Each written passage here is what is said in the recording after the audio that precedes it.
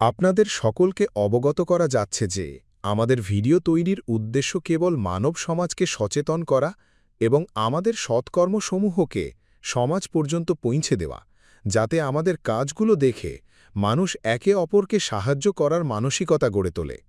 আমাদের উদ্দেশ্য হল আমাদের ভিডিও সারা সমাজে পৌঁছাক এবং সবাই এই সৎকর্মগুলোর কথা জানুক, যাতে গরিব অসহায় মানুষ আমাদের কাছে পৌঁছাতে পারে এবং আমরা তাদের সাহায্য করতে পারি। আমাদের উদ্দেশ্য কোনো দান বা চাঁদা গ্রহণ করা একেবারেই নয়। আমরা কোনো দান বা চাঁদা কোনো মাধ্যমেই গ্রহণ করি না। যদি কেউ আমাদের নামে দান বা চাঁদার টাকা নেয়, তবে সে আপনাকে প্রতারণা করছে। অনুগ্রহ করে কারও কথায় বিভ্রান্ত হয়ে কোনো দান করবেন না। বন্ধুরা, একবার ভেবে দেখুন, যদি হঠাৎ করে এই পরিবারের একমাত্র ভরসা মানুষটা চলে যায়, পিছনে থেকে যায় বৃদ্ধ মা বাবা আর ছোট ছোট নিষ্পাপ বাচ্চারা, এক ভাঙাচোরা কুড়ে ঘরে না খেয়ে চোখের জলে ভর করে দিন কাটাতে বাধ্য হয়। এমনই পরিস্থিতির সঙ্গে লড়াই করছে পশ্চিমবঙ্গের উত্তর ২৪ পরগনার পঞ্জিগ্রামে এক ছোট পরিবারের মানুষ, যেখানে মায়ের অশ্রু আর সন্তানের নিষ্পাপ চোখের দৃষ্টি মানবতার অন্তরকে কাঁপিয়ে দেয়। কিন্তু যেমন বলা হয়, অন্ধকারের পরেই আলো আসে, আর সেই আশার আলো হয়ে পৌঁছেছে সন্ত রামপালজি মহারাজের অন্নপূর্ণা উদ্যোগ, যা শুধু ক্ষুধার্তকে আহারই দিচ্ছে না, অসহায়দের আজীবনের ভরসাও যোগাচ্ছে। চলুন দেখে নিই কিভাবে এই উদ্যোগ একটি পরিবারের ভাগ্য বদলে দিচ্ছে। মানুষ মানুষের জন্যে, জীবন জীবনের জন্যে, একটু সহানুভূতি কি মানুষ পেতে পারে না? ও বন্ধু, মানুষ মানুষের জন্যে, জীবন জীবনের জন্যে, একটু সহানুভূতি কি মানুষ পেতে পারে না? ও বন্ধু। এসএ নিউজের পশ্চিমবাংলার টিম থেকে এসেছি উত্তর ২৪ পরগনা জেলার বাদুড়িয়া থানার অন্তর্গত পঞ্জিগ্রামে। এই গ্রামে সঞ্জয় বিশ্বাস নামে এক ব্যক্তি হঠাৎ সাপের কামড়ে মারা যায়। তার অত্যন্ত দুরবস্থা, ওনার আর্থিক অবস্থা এতটাই খারাপ, আপনাদেরকে আমি নিউজ চ্যানেলের পক্ষ থেকে আস্তে আস্তে সব কিছু দেখাবো এবং বর্ণনা করব। আপনারা অতি অন্তর দিয়ে এই ফ্যামিলির কষ্টটা অনুভব করবেন। প্রথমে পাকা রাস্তার ধারেই অবস্থিত ওনার ঘরে আমরা যাচ্ছি। আমার সামনে সঞ্জয় বিশ্বাসের ঘর রয়েছে। রাস্তা থেকে দেখা যাচ্ছে যে সেই ঘরের রাস্তার দিকে একটা বারান্দা আছে, বারান্দার উপরে টালির ছাউনি, কিন্তু দেয়াল কিছু নেই, খুব কম পয়সার টিন, অত্যন্ত নরম টিন দিয়ে বেড়া বানানো, আর ঘরের উপরে টালির ছাউনি, কিন্তু জল পড়ার জন্য তার উপরে প্লাস্টিক কভার দেওয়া আছে। শুধু ঘরে নয়, বারান্দাতেও প্লাস্টিকের কভার দেওয়া আছে। অত্যন্ত দুরবস্থার মধ্যে সঞ্জয় বিশ্বাস উনি বাস করতেন। আমরা আস্তে আস্তে ওনার ঘরে যাব। কোনো পাকা দরজা নেই, টিনের বেড়ার দরজা আমরা দেখতে পাচ্ছি। আমরা আস্তে আস্তে ওনার ঘরের মধ্যে ঢুকছি। ঘরের মধ্যে ঢোকার মুখে দেখছি যে মাটি, নিচে মেঝে মাটির পাকা নয়, চারিদিকে টিনের বেড়া, উপরে টালির ছাউনি। অত্যন্ত দুরবস্থার মধ্যে উনি থাকতেন। উপরের বৃষ্টি যাতে না পড়ে তার জন্য টালির নিচে প্লাস্টিকের কাগজ দিয়ে উনি ছেয়ে রেখেছেন, যাতে উপরের থেকে জল নিচে না পড়ে। উপরে টালির ছাউনি আছে, আর যে ইটের দেওয়াল আছে, দেয়ালের গঠন মোটেই ভালো নয়। যে ইটগুলো গাঁথা আছে এমনিতেই নড়ছে সেগুলো। কোনো রকমে একটা ঘর খাড়া করা, ঘরে কোনো প্লাস্টার করা নেই, কোনো দরজা জানালা পুরনো কাঠের, কম দামি কাঠের, পাল্লাহীন দরজা জানলার কোনো পাল্লা নেই। সেই ঘরে সঞ্জয় বিশ্বাস থাকতেন। বাড়িতে ইলেকট্রিকের ব্যবস্থা আছে। এরপরে আমরা সেই সঞ্জয় বিশ্বাসের ঘরে ঢুকছি। ঘরের মুখে যা দরজা দেখছি, সেই দরজায় টিনের, বেড়ার উপরে টিন দিয়ে দড়ি দিয়ে বাঁধা, এতই দুরবস্থা। আস্তে আস্তে আমরা ঘরে ঢুকছি। ঘরে ঢুকে দেখছি যে উপরে টালির ছাউনি, আলোর অভাব আছে, প্লাস্টিক দিয়ে ঢাকা। প্লাস্টিকের একটা টালি সরানো বলে ঘরের মধ্যে আমরা দেখতে পাচ্ছি। কোনো কোনো শেড নেই নিচে, কোনো নিচের দিকে বাঁশ পর্যন্ত দেখা যাচ্ছে, খুঁটিগুলোও দেখা যাচ্ছে। এত কষ্টের মধ্যে উনি থাকতেন। যে খাটের উপরে বা চৌকির উপরে শুতেন, সেটার উপরে প্লাস্টিকের কভার দেওয়া, বালিশ কাঁথা কিছু আছে যেগুলো অত্যন্ত নিম্নমানের, মশারি একটা উপরে ঝোলানো আছে। আরও দেখা যাচ্ছে যে এই ছোট্ট ঘরের মধ্যে ওনার জামা কাপড়, লেপ তোশক সব কিছু রাখার জন্যে 3টি বাক্স আমরা দেখতে পাচ্ছি বাড়িতে। এখানে টালির নিচে কোনো রুফ বা উপরের থেকে যাতে গরম না নামে সেরকম কোনো ফলস সিলিং কিছুই দেওয়া নেই। এদিকে দেখছি একটা ঘরের ভিতরে সানসেট আমরা বলি বাংলায়, সেই সানসেটের উপরে পরিবারের ব্যবহারের জন্য অনেক বয়েম, অনেক ক্যান এবং হাঁড়ি এগুলো সব রাখা আছে। এরপরে আপনাদেরকে বলেছি যে ঘরের মেঝে অসমান, মাটি দিয়ে তৈরি, সমান নয়। অত্যন্ত দুস্থ অবস্থার মধ্যে দিয়ে উনি থাকতেন। আর ঘরের সামনের দিকের একটা বারান্দা আছে, যে বারান্দাটা টালির ছাউনি, সাইডে টিন দিয়ে ঘেরা এবং আর একদিকে কিছুই দেওয়া নেই। সেখানে ওনারা রান্না করতেন। সে রান্নার জায়গায় আমরা যাচ্ছি। ছোট্ট মাটির উনুন, একটা উনুনের 2টো মুখ আছে এবং গ্যাসটাকে বাইরে বার করার দেওয়ার জন্য একটা পাইপও আছে। এই এবং পিছনের দিকে জ্বালানি আছে, অর্থাৎ কাঠ বা জঙ্গলের শুকনো কাঠ দিয়ে ওনারা রান্না করে তবে খাওয়া দাওয়া করতেন। এই দুরবস্থার মধ্যে ওনার দিন কাটছিল।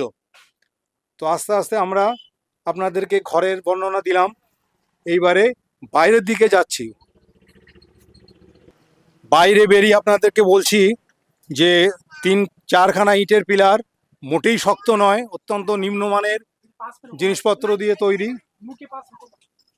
আর বারান্দাটা যে টিন দিয়ে ঘেরা, সে টিনের কোয়ালিটি অত্যন্ত নিম্নমানের। মনে হয় যে জোরে চাপ দিলেই টিনগুলো দুমড়ে যাবে।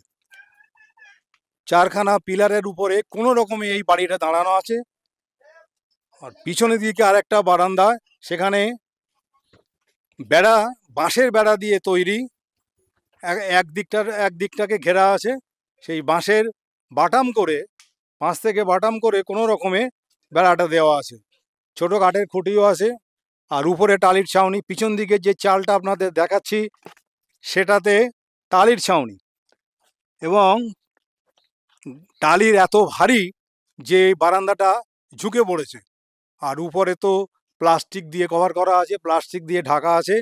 পিছন দিকে ঘরের থেকে বেরোবার যে বারান্দাটা আছে সেটাও বাঁশের বেড়া দিয়ে ঘেরা, এবং এখানে সহজেই সাপ, ব্যাঙ, ইঁদুর সহজেই ভালোভাবে ঢুকতে পারে। কিছুটা অংশ টিন দিয়ে ঘেরা আছে। এরপরে এই সঞ্জয় বিশ্বাস নতুন করে একটা বাড়ি তৈরি করছেন। তার কিছুই কমপ্লিট হয়নি। আমরা সেই বাড়িতে নিয়ে যাচ্ছি আপনাদেরকে দেখাবার জন্য। বাড়িতে ওঠার মুখে সিঁড়ি নেই, বালির বস্তা বা খোয়ার বস্তার মধ্য দিয়ে ফেলানো আছে। আমরা সেই খোয়ার বস্তার উপরে পা দিয়েই ওনার যে নতুন ঘরটা তৈরি করছেন সেই ঘরটায় দিকে আমরা এগোচ্ছি। এখানে এসে দেখতে পাচ্ছি যে ওনার মোট 4খানা ঘরের প্ল্যান করা আছে। বাঁ দিকে 2টো, ডান দিকেও 2টো, মাঝখানে একটা ছোট্ট বারান্দা আছে। আর এটা একটু মজবুত করে কংক্রিটের পিলার উনি তৈরি করেছেন। 6 ফুট হয়তো হাইট হবে। চারিদিকে বলতে মাত্র দেখতে পাচ্ছি 2খানা পিলার উনি তৈরি করেছেন। আর মাটির থেকে 4 ফুট মতো গাঁথনি আছে। কোনো দিকেই কোনো ঘর কমপ্লিট হয়নি। যে ঘরটা কমপ্লিট হয়েছে আমরা সেই ঘরের মধ্যে আস্তে আস্তে ঢুকছি। ঘরের মুখে দেখছি গ্রিলের গ্রিলের দরজা, তার উপরে টিন দিয়ে কভার করা, মানে পাকাপোক্ত দরজা নয়, গ্রিলের দরজা, কোনো কলাপসেবল গেট নয়, কাঠের নয়, কেবলমাত্র গ্রিলের দরজা দেওয়া, তার উপরে টিনের কভার করা। ঘরে আস্তে আস্তে ঢুকছি, ঘরে ঢুকে দেখছি মেঝে মাটির, এখনো পর্যন্ত ইট বা কোনো পাকা করা হয়নি, প্লাস্টিক পাতানো আছে। এই ঘরেই কখনো কখনো এই ঘরে থাকেন, কখনো কখনো সামনে যে ঘর দেখিয়ে আনলাম ওইখানে থাকেন। এই ঘরের ছাদ পুরোপুরি কংক্রিটের ছাদ, একটা ফ্যান লাগানো আছে কিন্তু কোনো প্লাস্টার নেই। জানালাতে গ্রিল দেওয়া আছে, পাল্লা দেওয়া নেই, সব টিন দিয়ে, বর্ষার যাতে জল না ঢোকে তার জন্যে টিন দিয়ে ঢাকা আছে। এখানে সাময়িকভাবে গ্যাসের একটা উনুন দেখতে পাচ্ছি, গ্যাসের উনুন, সিলিন্ডারের এখানে কোনো চিহ্ন দেখতে পাচ্ছি না। আর মালপত্র রাখার জন্য একটা ছোট টিনের বাক্স আছে, তার উপরে প্রচুর মালপত্র আছে, ওনাদের নিজস্ব জামা কাপড় বা খাদ্যদ্রব্য থাকতে পারে। আর বাঁদিকে এনার কোনো আলনা নেই, উপরে দড়ি টাঙিয়ে কাপড় চোপড় সব রেখেছেন। এরপরে আমরা একটু বাইরের দিকে যাচ্ছি। বাইরের দিকে এসে বলি যে যতগুলো এই 4টা ঘরের একটি ঘর কমপ্লিট করা হয়েছে, কিন্তু বাকি ঘরগুলোর একটারও মেঝে করা নেই, যেহেতু ঘরই কমপ্লিট হয়নি। এরপরে যাচ্ছি এই সঞ্জয় বিশ্বাস, ওনার পায়খানা বাথরুম কল আপনাদেরকে দেখানোর জন্য, ওনার কী অবস্থায় থাকেন বা থাকতেন। প্রথমে আসছি ওনার পায়খানা ঘরের দিকে। পায়খানা ঘরের মানে 6 ফুট হাইট, টিন দিয়ে ঢাকা, সেই টিনগুলো পর্যন্ত সব মরিচা ধরে গেছে। সাইডে অত্যন্ত নিম্নমানের, একদিকে দেখলাম টিন দিয়ে ঢাকা, আর ঘরের ভিতরে দেখলাম ঢোকার কোনো দরজা নেই, বস্তা সেলাই করে ঝোলানো। আর যে পায়খানার মেঝেটা আছে, যেখানে পায়খানার স্ল্যাব বসানো আছে, এগুলো অত্যন্ত কাঁচা, এবং আমার মনে হচ্ছে বাজার থেকে কোনো রকমে কিনে এনে বা সরকারি ব্যবস্থাপনায় এগুলো তৈরি করা, এবং এগুলো মোটেই ব্যবহারের উপযোগী নয়। কারণ এখানে দেখতে পাচ্ছি কোনো কিছুই কোনো কমপ্লিট নেই, একদিকে দেয়ালও নেই। এরপরে আসছি ওনাদের কোনো টিউবওয়েল, যেখানকার জল নিয়ে ওনারা ব্যবহার করেন, এই টিউবওয়েলটাও খোলা, অর্থাৎ এটা ঘেরা নেই। সুতরাং এই বাড়ির মহিলারা বা বাড়িতে যারা স্নান করেন তারা এখানে খোলা অবস্থাতেই ওনাদেরকে স্নান করতে হয়, যেটা আব্রু বলে, সে আব্রু বলে কিছু নেই। আর এই কলের জল ওনারা ব্যবহার করেন বা স্নানও করেন। এরপরে আপনারা দেখতে পাচ্ছেন যে ওনাদের বাড়িতে যে টিউবওয়েলটা শুধুমাত্র বসানো আছে জলের জন্য। এতক্ষণ আপনারা এই সঞ্জয় বিশ্বাসের বাড়ির অন্যান্য খুঁটিনাটি জিনিসগুলো আপনাদেরকে দেখালাম। এবারে আসছি ওনার পরিবারের যে সদস্যগুলো আছে তাদের কেমন চলছে, প্রত্যেকের সঙ্গে অল্প অল্প করে কথা বলবো। প্রথমে আসি যে সঞ্জয় বিশ্বাস মারা গেছেন তার স্ত্রীর কাছে। আপনার কি নাম? আমার নাম তপতী বিশ্বাস। আপনার স্বামীকে যেদিন সাপে কাটে সেদিনকে আপনি এখানে ছিলেন? না, আমি এখানে ছিলাম না। আপনি কোথায় ছিলেন? আমি বাপের বাড়িতে গিয়েছিলাম, ও দিয়ে এসেছিল বাপের বাড়িতে। আপনি যখন খবর পেলেন তারপরে আপনি কি করলেন? তারপর আমি চলে আসলাম। আচ্ছা, আপনার কয়জন ছেলে মেয়ে আছে? 3টে মেয়ে, একটা ছেলে। আচ্ছা, ওরা কি সবাই স্কুলে পড়ে? হ্যাঁ, ওরা স্কুলে পড়ে। সবচেয়ে বড় যে মেয়েটি, ও কোন ক্লাসে পড়ে? ও হচ্ছে 7-এ পড়ে। তারপরের জন? তারপরের জন হচ্ছে 4-এ পড়ে। ছোট বাচ্চাটা বোধহয় স্কুলে যায় না? হ্যাঁ, স্কুলে যায়, ছোট স্কুলে। ও খিচুড়ি স্কুলে পড়ে। ওদেরকে নিয়ে আপনার এখন কিভাবে দিন চলছে? ওদের নিয়ে কোনো রকম দিন চলছে। সবাই মানে ওদের তো একটু খাবার তো দরকার, ওদের এই খাবারের সংস্থানটা কিভাবে হচ্ছে আপনার? কোনো রকম আনতে পারছি, আর এসে সব দিয়ে যাচ্ছে, তাই খাচ্ছে। পাড়া সব দিচ্ছে, তাই তাই হচ্ছে, চলছে। আচ্ছা, ঠিক আছে। আমি এবার আসছি যিনি মারা গেছেন তার মায়ের কাছে। কি নাম আপনার? নাম রেখা বিশ্বাস বা। রেখা বিশ্বাস। আপনার কত বয়স? আমার 60 বছর বয়স বা। আপনার ছেলে কিভাবে মারা গেল? আমার ছেলে ঘরে একলা শুয়েছিল, বৌমা বাপের বাড়ি ছিল, লক্ষ্মীর ভান্ডারে কাগজ আনতে গেছিল, আর এইবার ছেলের ওই রাতে বিছানার ওপরে সাপে কামড়িয়ালা। আপনারা সাপটা কি দেখতে পেয়েছেন বা চিনতে পেরেছেন? না বাবা, আমি দেখতে পাইনি। আমার এসে ঘুম চৌকি ডাকলো, তখন আমি উঠলাম, উঠে এবার ছেলেরা নিয়ে সব জায়গায় নিয়ে ঘুরেছি বাবা। শেষের বেলা হসপিটালে নিয়ে গেছি। তখন ছেলে এমনি এখান থেকে যখন উঠে এসেছে তখনই ছেলে খারাপ। তার মানে আপনি হসপিটালে নিয়ে যে চিকিৎসার সুযোগটা পাননি, কিন্তু হসপিটালে নিয়ে গেছিলেন। হ্যাঁ হ্যাঁ, হসপিটালে নিয়ে গেছিলাম। তখন অনেক পরে নিয়ে জানিয়ে পড়ে গেলো। তখন আগে আর কি কবিরাজ টবিরাজ যেখানে দেখানো হইলো, ছেলে তো খুব খারাপ যখন উঠে আসে নিজেই। তখন আমরা আর কি ওই চেষ্টা করলাম, চেষ্টা করে বাঁচাতে পারলাম না বাবা। ঠিক আছে, এইবার সঞ্জয় বিশ্বাসের যে 4 জন সন্তান আছে ওদের সঙ্গে একটু কথা বলার চেষ্টা করছি। আচ্ছা, তোমার নাম কি? টুম্পা বিশ্বাস। তুমি তুমি কোন ক্লাসে পড়ো? 7। তোমার কি নাম? আমার নাম শম্পা বিশ্বাস। তুমি কোন ক্লাসে পড়ো? 4 এ পড়ি। তোমার কি নাম? মন্দিরা। তুমি কোন ক্লাসে পড়ো? পিপি। তোমার কি নাম? অরূপ বিশ্বাস। তুমি কি স্কুলে যাও? খিচুড়ির স্কুলে? ঠিক আছে। আচ্ছা, এবারে সঞ্জয় বাবুর বাবা এখনো বেঁচে আছেন, বৃদ্ধ পিতা, তারও রুগ্ন শরীর দেখেই মনে হচ্ছে। তার সঙ্গে কিছু কথা বলছি। আপনার কি নাম? ধীরেন্দ্রনাথ বিশ্বাস। আপনি কিভাবে আপনার এই দিনগুলো পার হচ্ছে, বা আপনি কিভাবে সংসার চালাচ্ছেন? আমি খুব কষ্টের উপরে দিন চালাচ্ছি, আমি তো খাটতে পারিনি। এই যে বাড়ি ঘরদোরগুলো করে গেছে, আপনি করেছেন, আপনার ছেলে করেছে? ওই আমার ছেলে করতে করতে মারা গেছে। আপনার কি কোনো রোগ ব্যাধি আছে? কোনো ওষুধপত্র খান? না না, আমার ওই মাজার ব্যায়ামটা আর বয়স হয়ে গেছে, আমি আর খুব একটা মাঠে ঘাটে যেতেই পারিনি আর কিছু। আমি এবার আপনার কাছে বলি, আপনার কি রকম সাহায্য হলে আপনার এই সংসারটা চলে, যদি অল্প কথায় বলেন। আমার হচ্ছে সাহায্য হচ্ছে ভালো হলেই সেটাই আমি সংসারটা চালাতে পারবো। সব রকম হলেই সংসারটা চালাতে পারবো।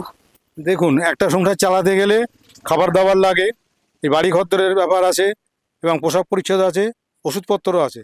আপনি কি কি ধরনের সাহায্য চাইছেন? আমি সব রকম সাহায্যই চাইছি। আমি সব রকম সাহায্য চাইলে আমার ওইটাও সুবিধা হবে। আমি ছেলেপিলেগুলো মানুষ করতে পারবো, আমার শ্বশুর শাশুড়িগুলোও দেখতে পারবো। আমি সব রকম সাহায্যই চাইছি। আমি সব রকম সাহায্য চাইলে আমার ওইটাও সুবিধা হবে। আমি ছেলেপিলেগুলো মানুষ করতে পারবো, আমার শ্বশুর শাশুড়িগুলোও দেখতে পারবো।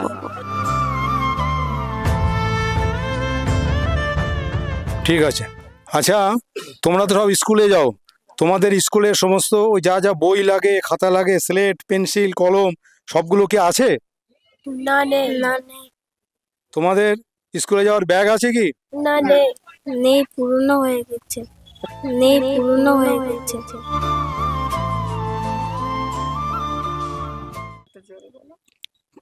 আচ্ছা, তোমরা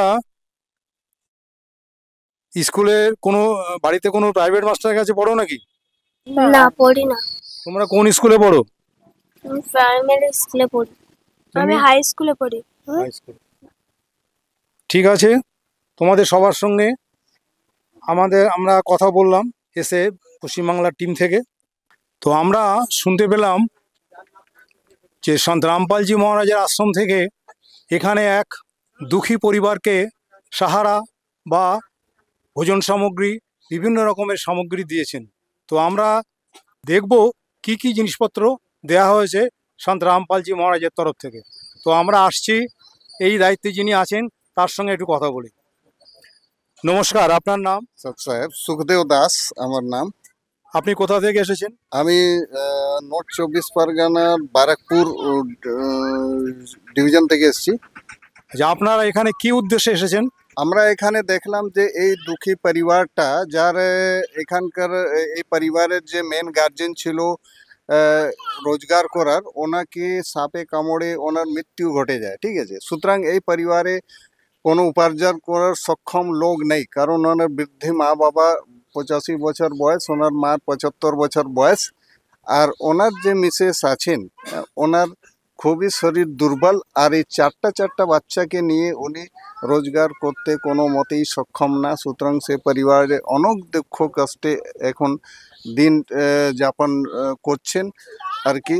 ঠিক আছে, একবেলা খাচ্ছেন তো একবেলা না খেয়ে থাকতে হচ্ছে। এরকম পরিস্থিতি দেখে আমরা এই পরিবারের সন্ধান পেয়েছি বলে এখানে এসেছি।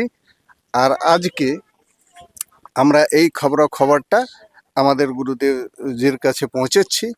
আর সেই আমাদের গুরুদেব আজকে ওনাদের এই পরিবারের জন্য অনেক সাহায্যের হাত বাড়িয়ে দিয়েছেন, যার মধ্যে এই সমস্ত খাদ্য সামগ্রী গুরুজি ওনাদেরকে পাঠিয়েছেন। ঠিক আছে, যাতে এই পরিবারটা খেয়ে আর সুস্থভাবে জীবনযাপন করতে পারে। ঠিক আছে, তো এখানে সন্ত রামপালজি মহারাজ, যেটা আপনি বললেন, আপনাদের গুরুজি উনি দুস্থ নিঃস্ব যারা সংসারে অবহেলিত তাদের পাশে এসে দাঁড়িয়েছেন, দেখে খুবই আনন্দ হচ্ছে। বা আমরা ভাবছি যে আজ পর্যন্ত কোনো গুরুদেব বা কোনো সমাজ সংস্কারক এই ধরনের খাদ্য সামগ্রী নিয়ে আসেনি। তো আপনার কাছে একটু অনুরোধ করব, কি কি জিনিস আপনাদের গুরুদেব সন্ত রামপালজি মহারাজ এই দুস্থ পরিবারকে দিচ্ছেন বা ওনাদের পাশে দাঁড়িয়েছেন, আপনি যদি এক এক করে সেই জিনিসগুলো আমাকে বলেন। প্রথমে দেখেন, যেটা আমাদের নিজেদের সংসারে সকাল থেকে বিকাল পর্যন্ত যা যা প্রয়োজনীয় জিনিস, হ্যাঁ, এটা রান্না করতে বা তাকে তার সঙ্গে যে একটা তরকারির প্রয়োজন হয়, ডালের প্রয়োজন হয়, তো সে সমস্ত নিত্য প্রয়োজনীয় জিনিস আমাদের সন্তরাম পাল যে মহারাজ পাঠিয়েছেন। দেখেন, আমি এখন এক এক করে জিনিসটা বলছি, যেটা আমাদের দুস্থ পরিবারকে সন্তরাম পাল যে জিনিসটা পাঠিয়েছেন। দেখুন, এখানে ভালো কোয়ালিটির চাল, হ্যাঁ, 26 কেজি পাঠিয়েছেন। একটা প্যাকেট আছে, আপনারা দেখতে পাচ্ছেন, এই যে বস্তা 26 কেজির। আর ভালো কোয়ালিটির একটা 5 কেজির আটার প্যাকেট পাঠিয়েছেন। ঠিক আছে, আর গুরুজি চিনি পাঠিয়েছেন আপনার হলো 4 কেজি চিনি পাঠিয়েছেন। ঠিক আছে, আর হলো এই মশলার ভালো কোয়ালিটির সানরাইজের মশলার প্যাকেট পাঠিয়েছেন, ধনিয়ার গুঁড়ো। আর দ্বিতীয় কথা হচ্ছে যে এই ছোলার প্যাকেট পাঠিয়েছেন। আর মুগ ডালের এই ভালো কোয়ালিটির মুগ ডাল, এটার প্যাকেট পাঠিয়েছেন। এটা হচ্ছে সবুজ মুগ, হ্যাঁ, গোটা মুগের ডাল, এটা পাঠিয়েছেন। আর এটা হচ্ছে ছোলার ডাল, এটা পাঠিয়েছেন প্যাকেট। গুরুজি আপনারা দেখতে পাচ্ছেন এই প্যাকেটটা। আর গুরুজি সার্ফের প্যাকেট পাঠিয়েছেন। কাপড় কাচার 1 কেজি সাবান পাঠিয়েছেন, যেটা আমাদের নিত্য লাগে। আর হচ্ছে এটা স্নান করার সাবান। আর এটা মশলা হয়ে গেল। আর এদিকে দেখেন, আপনারা 5 কেজি আলুর প্যাকেট পাঠিয়েছেন গুরুজি, ভালো কোয়ালিটির আলু। আর এখানে 5 কেজি পেঁয়াজের প্যাকেট। আর এখানে লাল মির্চ আছে, যেটা শুকনো মির্চা আছে, যেটা আমরা নিত্য প্রয়োজনে লাগে।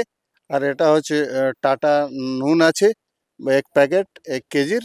আর এটা হচ্ছে ভালো কোয়ালিটির চা, এটা গুরুজি পাঠিয়েছেন।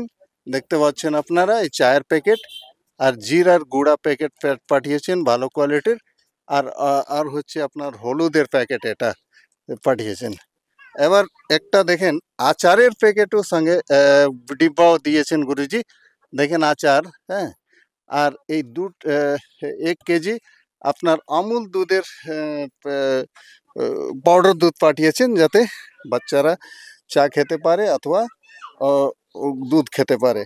আর ভালো কোয়ালিটির সরষের তেল আপনার পাঠিয়েছেন গুরুজি, এটা আপনারা দেখতে পাচ্ছেন 2 কেজির। আর সঙ্গে সঙ্গে গুরুজি এর সঙ্গেও দেখলাম আমরা যে এখানে চারপাশে জল জমে আছে, অনেক এখানে মশার উৎপাত। সুতরাং মশার কামড়ে ডেঙ্গু ম্যালেরিয়া এসব কঠিন রোগ হয়ে যেতে পারে। ওই জন্যে ওই মশার থেকে বাঁচার জন্যে গুরুজি মশারি পাঠিয়েছেন। এ দেখুন 6-7-এর ভালো মশারি এই যে গুরুজি পাঠিয়েছেন। এটা ভালো কোয়ালিটির নেট। ঠিক আছে, এটা আছে, ওইটা আছে, 2টা এই মশারিটা পাঠিয়েছেন। আর এখান যে বয়স্ক মানুষ আছেন, ওনার জন্য একটা কম্বল পাঠিয়েছেন ভালো কোয়ালিটির, আপনারা দেখতে পাচ্ছেন।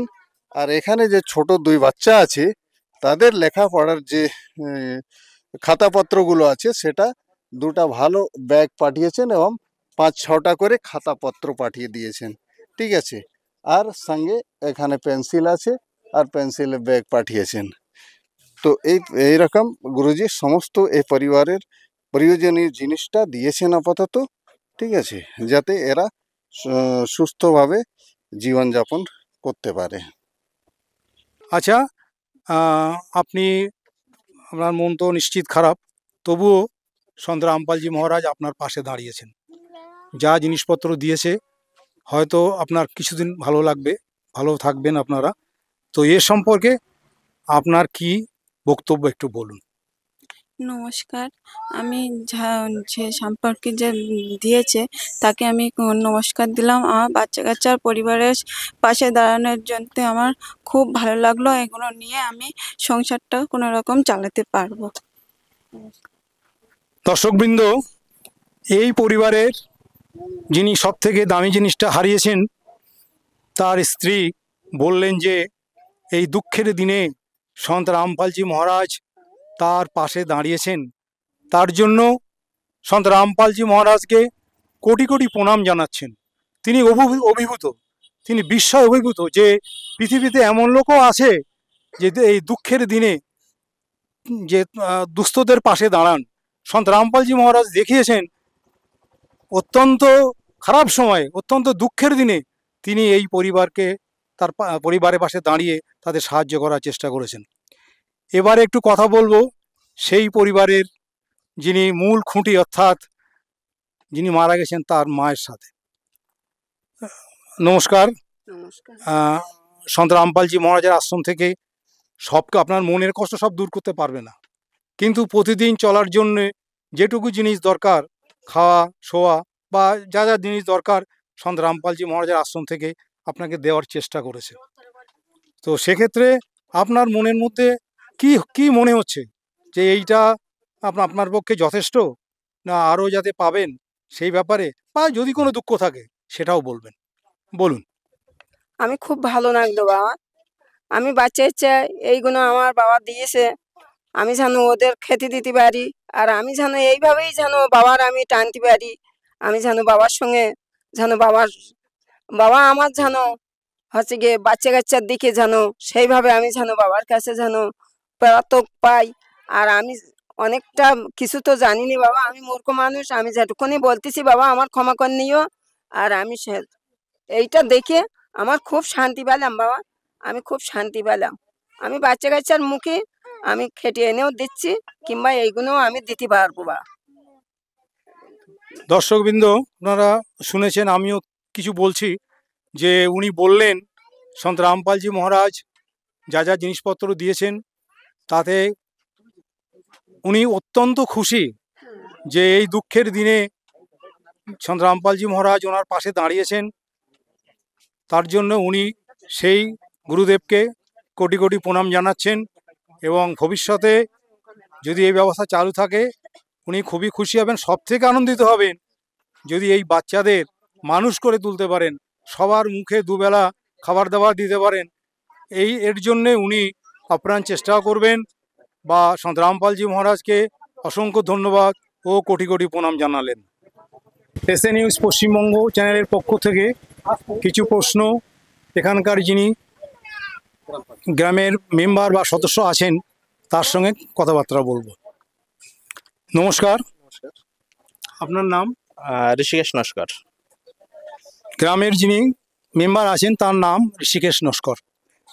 আচ্ছা নস্কর বাবু, আপনি দেখেছেন অন্নপূর্ণা মহিম বলে যে স্কিমটা আছে সন্ত রামপালজি মহারাজের, সেই অন্নপূর্ণা মহিমে এই আপনার পাড়ার বা আপনার আন্ডারে যিনি ছিলেন সেই পরিবারের যিনি সব থেকে বেশি কর্মক্ষম ছিলেন, তিনি চলে যাবার পরে তার যে অসহায় অবস্থা, সেই অসহায় অবস্থাকে দূর করার জন্য সন্ত রামপালজি মহারাজ 1 মাসের রেশন আরও অন্যান্য সামগ্রী দিয়েছেন। এ ব্যাপারে আপনার বক্তব্য কী? অর্থাৎ আপনি এটাকে সমর্থন করেন, বা আপনার যদি কিছু মনে হয় বলার যে আরও কিছু চাই বা এখানে এই ঘাটতি আছে, বা আপনি কি বলতে চান এটা যদি পরিষ্কার করে বলেন, যেটা এই পৃথিবীর সমস্ত লোক কিন্তু শুনবে। প্রথমেই আমি মহারাজকে নমস্কার করছি, কারণ এত বড় একটা উদ্যোগ নেওয়ার জন্যে। তো আজকের এই গরিব ফ্যামিলিটা যে সাহায্যটা পেয়েছে, এটা একটা দরকার ছিল। আমাদের পক্ষ থেকে আমরা যতটুকু করার করেছি, কিন্তু সবকিছু তো করা যায় না সবসময়। তো আজকের আপনারা এসছেন, এসে এখানে যে সাহায্যটুকু ওনাদের হাতে তুলে দিয়েছেন, তাতে খুব ভালো লাগছে এবং আশা করব সারা ভারতবর্ষ, পশ্চিমবঙ্গব্যাপী যেন মহারাজের এরকম অভিযান চলে, এবং সেই কামনাই করব যে প্রত্যেকটা গরিব ফ্যামিলির কাছে যেন উনি পৌঁছতে পারেন। নস্করবাবু বললেন উনি অভিভূত। সন্ত রামপালজি মহারাজ এই পরিবারের পাশে দাঁড়াতে উনি ওনাকে নমস্কার জানালেন।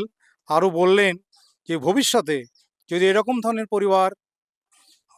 পরিবারকে সন্ত রামপালজি মহারাজ সাহায্য করেন, তাহলে উনি অত্যন্ত খুশি হবেন এবং সারা ভারতবর্ষে যেন অনেক পরিবারকে এই রকমের সাহায্য দেওয়া হয়। তো শেষে ধন্যবাদ জানাবো এই গ্রামের যে সমস্ত প্রতিবেশী, দর্শক বা এখানকার বাসিন্দা এসেছেন, তাদের সবাইকেই এসএ নিউজ চ্যানেল পশ্চিমবঙ্গ তরফ থেকে নমস্কার ও ধন্যবাদ জানাই।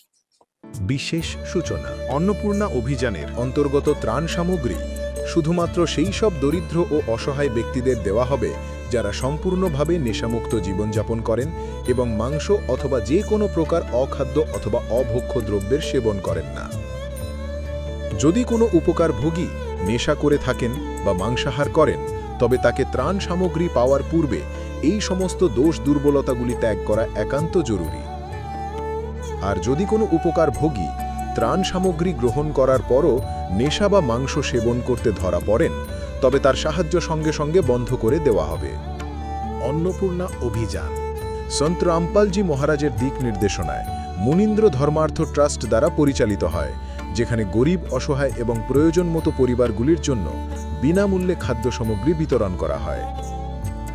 এই বিনামূল্যের অন্নসেবা অভিযানের অন্তর্গত খাদ্য সামগ্রী, গ্যাস সিলিন্ডার এবং অন্যান্য প্রয়োজনীয় ত্রাণ সামগ্রী বিনামূল্যে দেওয়া হয়।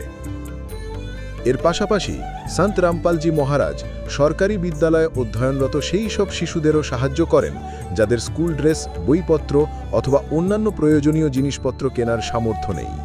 এমন শিশুদের জন্য এই সব জিনিসপত্র সম্পূর্ণ বিনামূল্যে দেওয়া হয় এবং অসহায় ও দুস্থ মানুষদের ভারতবর্ষের সমস্ত সরকারি হাসপাতালে সম্ভাব্য সব ধরনের চিকিৎসা বিনামূল্যে উপলব্ধ করানো হবে, তা সে পিজিআই হোক বা সাধারণ সরকারি হাসপাতাল, যার সম্পূর্ণ খরচ সন্ত রামপালজি মহারাজ বহন করবেন।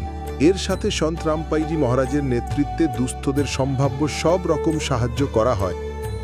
নিবেদন: ত্রাণ সামগ্রী গ্রহণকারী সকল ব্যক্তিকে অনুরোধ করা হচ্ছে যে খাদ্য সামগ্রী বা গ্যাস সিলিন্ডার শেষ হবার অন্তত 2 দিন আগে নিম্নলিখিত নম্বরগুলিতে যোগাযোগ করুন, যাতে আপনার জন্য সাথে সাথে নতুন প্যাকেটের ব্যবস্থা করা যায়। অন্নপূর্ণা অভিযানের জন্য পশ্চিমবঙ্গ রাজ্যের সেবাদারদের যোগাযোগ সূত্র 8882914911, 877828477।